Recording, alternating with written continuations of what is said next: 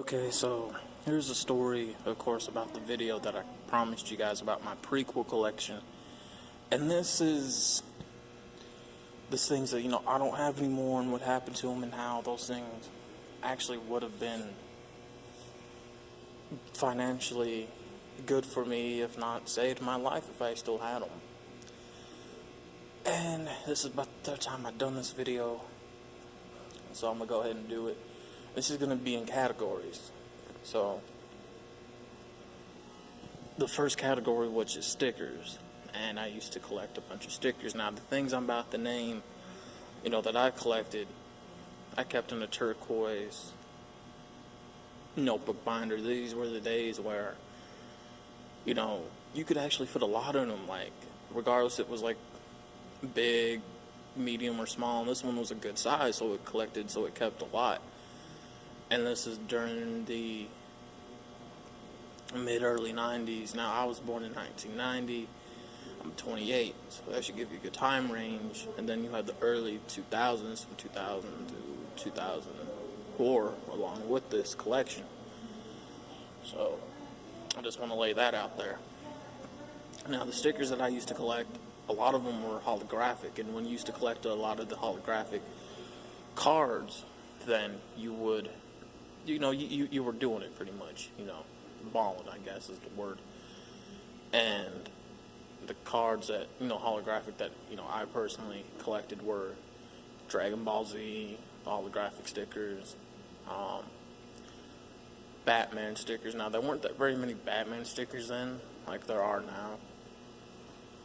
now. The Pokemon holographic stickers. Now, the square ones, and then they came out with the cards a bit after, which I did collect, along with that Yu-Gi-Oh! Holographic stickers. Now, they didn't have very many Yu-Gi-Oh! Stickers then. Not like they did the cards, at least. I also collected the Playboy holographic bunny stickers, the Lowrider stickers as well. I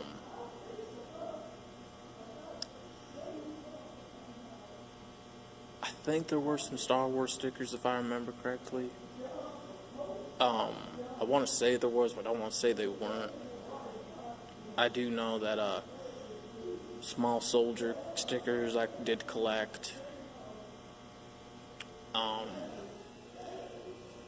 Scooby-Doo stickers I collected as well. Remember, a good majority of these were all holographic cards, so there's that. The next category of stuff that I collected were tattoos, were the 25-cent tattoo machines. From the, the ones I really collected then were, you had a lot of the Ed Hardy tattoos and Scooby-Doo tattoos. And you would want to get the big ones, of course. So, them were also what I collected. I had a ton of the Scooby-Doo and Ed Hardy ones, and them were really the only ones that were really in the machines for tattoos at the time that were available to collect, of course. The next thing I used to collect on the next category, magazines. So I used to go to the old Piggly Wigglies, and me and Mom used to walk there, and we used to get food, and I always used to go towards the magazine aisle, the magazine rack, right?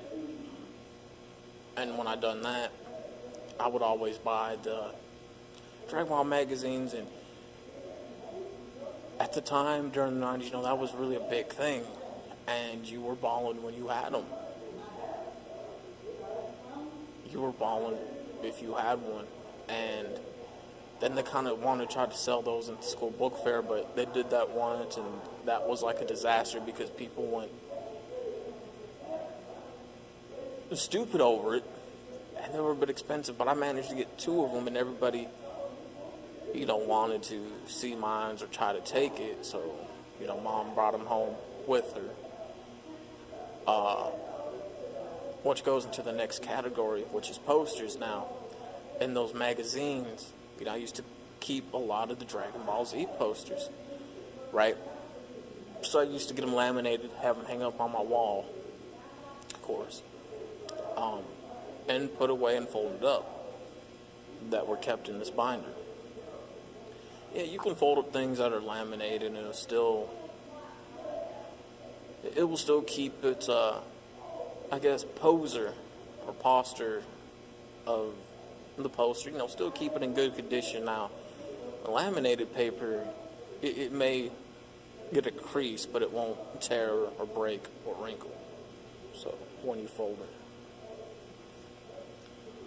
it. And along with the posters, I used to collect not just Dragon Ball Z ones, but there were some really cool, awesome Scooby-Doo ones, Batman, and the Batman ones I collected were from Batman Robin and Batman Forever poster, and they were the movie posters. And what happened to them, we were moving so fast that they were left behind, and whoever got those posters got money worth of posters. Like those movie posters, if you manage to get a movie poster from the advertisements of the movies from off the theaters, or when they used to sell them in stores, the movie posters themselves for limited copies, you have yourself money right there in the palm of your hands. And I kicked myself in the ass for that. Now, were those posters now duplicated? Yeah, so they lose value too. So the posters lose value now with that. I also had some a couple of Spider-Man posters, not too many. I had one Star Wars poster, of course.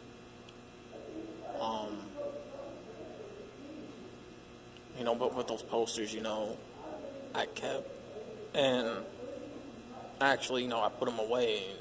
Like I said, we'll get into what happened to all this stuff, and then what I felt like was done purposely, intentionally towards me.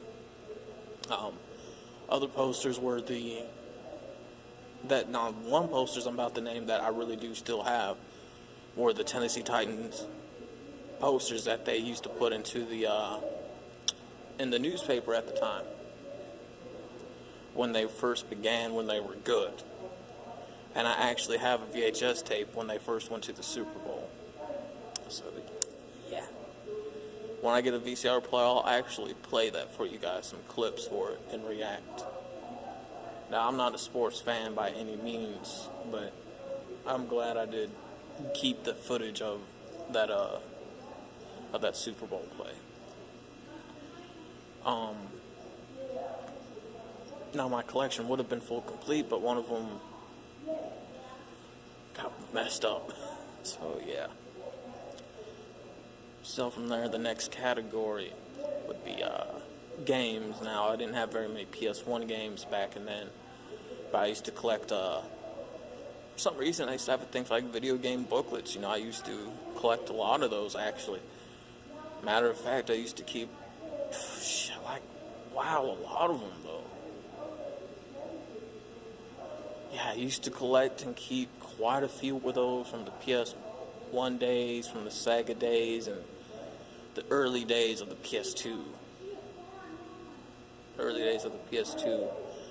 And with the Sega ones for those booklets.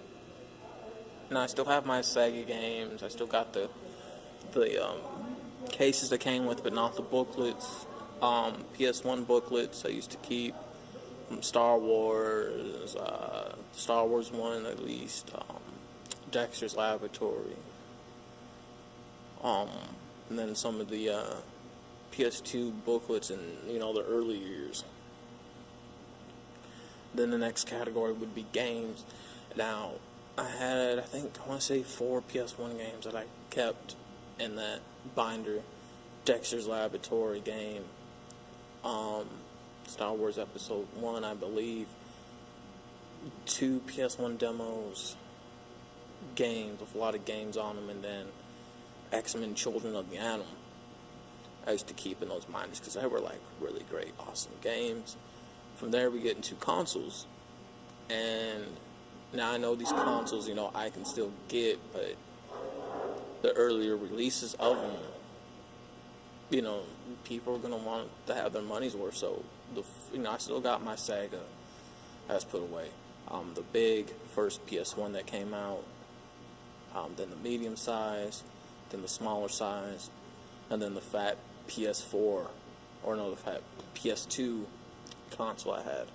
Now, them were sold. I needed, some money to pay back the bank, and of course, what I thought was the bank stealing money from me, it was my parents. Now, those that have watched the Trust and Money interview video that I have done on this page know about that in particular story, and then along what happened to my collection that I'm telling about now.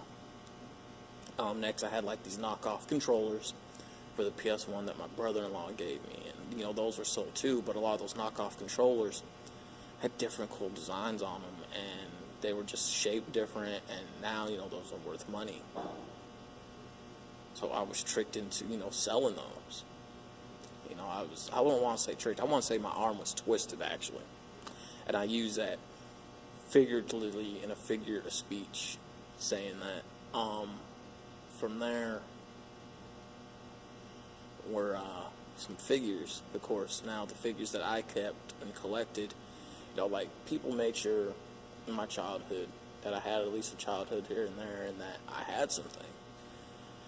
And most of them, were figures and toys. And some of my favorite ones that I personally have, I wish I still had, that I kept in that binder. Now, these were the days where binders held a lot, even figures. Now, I didn't keep every figure in there, but I kept the ones I liked. So, I had one Dexter figure. I kept my Goku Angel Wing figure. What else? I had a VR Trooper figure. I had the Silver Ranger figure in there. Obi-Wan Kenobi figure in there from Episode 1. The Spider-Man Black Venom suit figure that I kept in there. Android 18 figure that I kept in there. What else? Wolverine from the first X-Men movie I kept in there as well. And that's a good, majority of figures that I kept in that binder. And I want to say, I think I kept the Batman, one of the Batmans from the animated series figures in there, the earlier ones from the 90s, and then I think the Batman Forever figure, as well. Now, one thing about that, a lot of stuff that I kept in the house that we didn't move in, about at least a lot of the figures that I had in a tub, like all the stuff that I kept from the 90s, in good condition, even though they were opened.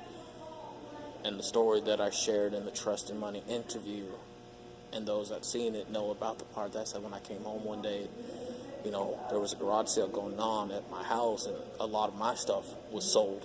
So a lot of those that I had were just sold, and a lot of my stuff was worth money. And now we get into what I think was done intentionally, that they knew eventually, and the people involved in that, they knew that it would have been worth money, a lot of stuff in that binder. And come to find out, later on in my life, yeah, those were worth money. And they've done that intentionally because they didn't want me to have any wealth or finances growing up as I am now. And I already have a new person to manage my money, somebody that's close to me, somebody who I know I can trust. And a cap. I'm a spending cap. I can't spend no more than over $100. I make sure my money is trusted, and what I do have is put away in a nesting egg over in Nigeria to build up, so I can have some wealth by the time I hit my 40s, my early 40s. So there's that. But what happened to that stuff in that binder, it was kept in the box, and for some reason, my parents' stuff, they moved their stuff out the way. And I want you to listen to me, guys. They moved their stuff out the way, and I was never allowed to go down there until I was a bit older. And they moved all their stuff out the way. Now the house is a waste of money. There's too many problems with it. It's a money pit, and where I stay at, there's hidden problems in those houses, though. Especially in that house in particular where I stay at. There's too many things, a lot of money just being put into it that ain't there at the time. I'm trying to keep something up to date and trying to bring up the code when there's a warrant on the house because it's not really that safe. And they refuse to do something about it. And they're not smart financially. And I'm pointing that out like they're considered and fitted unfinancial owners, just like parents, by the court. And again, those that have followed the, trust and money interview, plus the follow-up interview, what's called follow after money, I believe it's called, that's on this channel. You guys can find that on this channel.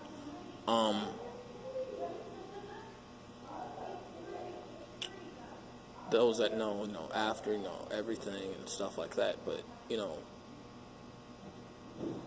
just, what's down in the basement, going back again, like I had to jump towards that to kind of point that stuff out the way first. So, their stuff was moved out the way. They moved their stuff, but for some reason they decided to keep one box of my stuff with that stuff in it, and they knew what was in it, and they kept it right underneath those pipes, and they opened those pipes and just let everything pour out on that box, and it destroyed it. Like, it couldn't be saved, and that fucking pissed me off. It really did. And what stuff that I also had in that damn box was that I kept were they're like these braided bracelets with like words on them. What else? The rubber bracelets that were hard to break. I kept a lot of those. And I used to have key rings I used to collect. So a good majority of that stuff, was honestly to God damaged, and a lot of early jewelry pieces that I used to have as well, a lot of the big pieces that could still be used till this day, and sadly, a lot of that stuff got destroyed. So I felt like a lot of that was done on purposely, and if I still had the good majority of that stuff, even all of it, would have been worth money, and I could have actually had some money to my name because it would have been worth some, and even still keeping them to this, if I still had them, kept them without cashing them out, and this isn't if I still had them and if I cashed them out, yeah, I would have been good for a while. I would actually put the money towards something, but if I still had them and didn't cash them out, and still would have kept them, if I still had them, then money would build up. But that's what happened to a lot of the stuff, that was sold and it was destroyed intentionally and purposely towards me.